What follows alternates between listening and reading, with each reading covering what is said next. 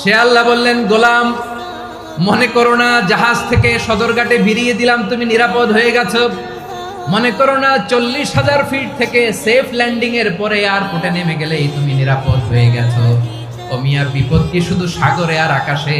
ঘরের বিপদও ঘরের ভেতরও বিপদ আসতে পারে কি পারে না? এজন্য সূরা মুলক আল্লাহ বললেন, আমিনতুম মান ফিস সামাই আন ইয়াখসিফা বিকুমুল আরদা ফাইদা হিয়া তামুর। তোমরা কি ভাবছো তোমরা নিরাপদ? সাগরের মধ্যে তুফান, আল্লাহ আল্লাহ ডাকলাম, সদরঘাটে যেয়ে পড়ছি, বাইসে গেছেন তো আপনি। আর পাবে আপনারে আল্লাহ? আল্লাহরে তো সাগরের মাঝখানে তো আল্লাহ আপনারে পাইছিল, আর তো পাবে না। আর পাবে আপনারে? আর আল্লাহ ধরতে পারবে আপনারে? ঘরের ভেতরও বিপদ দিয়ে আটকাতে পারে কে? 5 স্টার 7 স্টার হোটেলের ভেতরও আমাকে বিপদের মধ্যে ফেলে দিতে পারেন কে?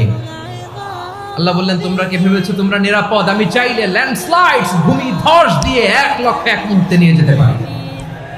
এক সুনামি দিয়ে থাপ্পড় মেরে 3 লক্ষ সাগরের ভেতরে ঢুকায় দিতে পারি। 1 সেকেন্ডও লাগে না আমার।